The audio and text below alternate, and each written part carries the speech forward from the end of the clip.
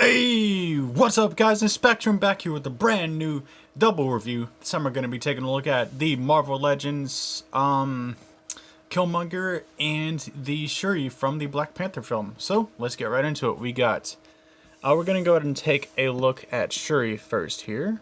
Get these off of her real quick because they are removable. And, yeah, let's just get a closer look at that head sculpt there. It's actually looking pretty good. I think the eyes may be a bit drab overall, but it's not that bad because she's actually wearing makeup, so just looks a little weird, I guess. I like how all the dots look good and, you know, nice and clean, and then you just got a little bit of color shading in her hair as well, looking very cool. Pretty movie accurate, I would say. Then you have her costume, obviously, nice and textured and everything. Got her neck piece there, her cowl, I want to say, but it doesn't cover her head, so I don't know what you would call it. Then you have her robes down here, which are soft plastic, but it does hinder articulation overall, so I'm not really, the outward articulation on the legs isn't that bad, but backwards is probably going to be pretty hindered. But yeah, this is nice and textured and everything as well. On the back you got a little bit of texture also. Yeah, pretty good looking piece overall. Let's get a look at Killmonger here. And she's gonna fall, so I'm just gonna go ahead and lay her down. This guy looks pretty sick as well, in my personal opinion. I do think he's missing some... No, I don't, actually, that might not be missing. That might be how it looks in the film. Oh yeah, I guess those are supposed to be teeth. Okay, well, never mind then. But, yeah, you got the chest piece here. This one isn't as detailed as the Shuri costume is, but it has nice paint applications all over it and stuff like that. Still looking pretty cool. This is a separate piece up here. But, yeah, let's get into their accessories. Alright, here are their accessories. Sadly, they don't really come with that much, to be honest. But I suppose it's better than nothing. Let's go ahead and take a quick look at this Killmonger head here, dude. I think that this thing is freaking fantastic. Like, that looks a lot like Michael B. Jordan in my personal opinion. And probably better than most things that SHF or Mafex could give us in terms of his head sculpt. The hair might be a little inaccurate, but I mean, it serves its purpose. You know, you got the whole look going on, and who's going to be staring at the side of his head? You know, like it looks really good from the front.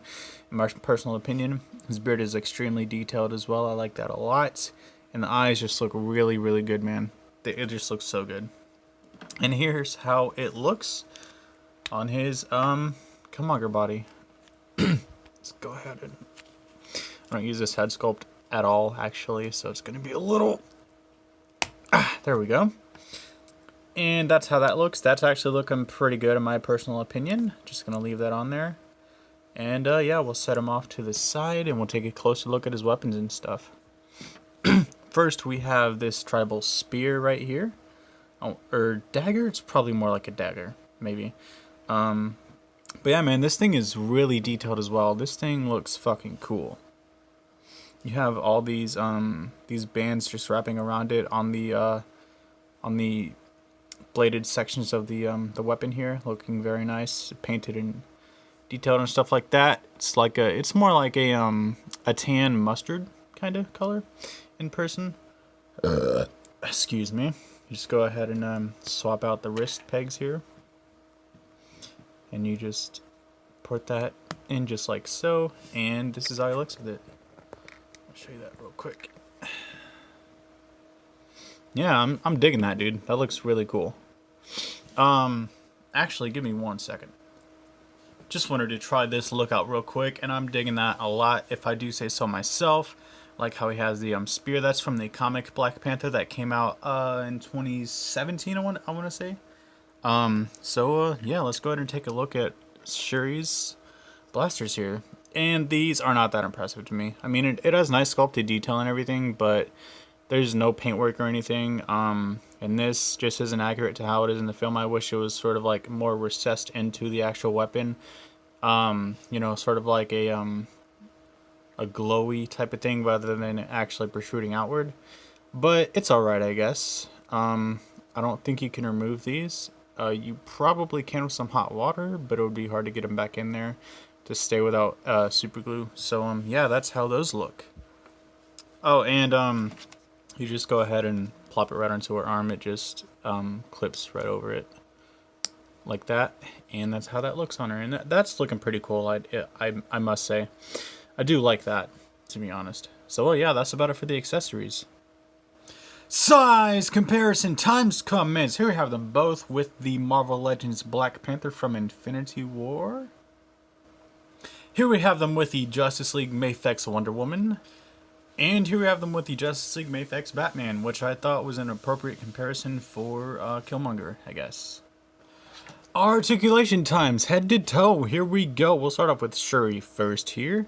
She can look up, wow, very far. She can look down pretty far as well. You have a little bit of wobblage in there. Can do a full 360 rotation on the head. Shoulders can do a full 360 as well. They can go outward that far, go in that far. You have a 90-degree elbow bend with a rotation at the elbow. Wrists swivel and hinge. You have a ball joint in the diaphragm that doesn't really get any backwards motion, but a little bit of forward motion. Not a whole lot though. Side to side is pretty weak as well. It only really serves purpose of rotation. In terms of legs here, let's get that focused up some more. She can kick forward about that far, kick back about that far.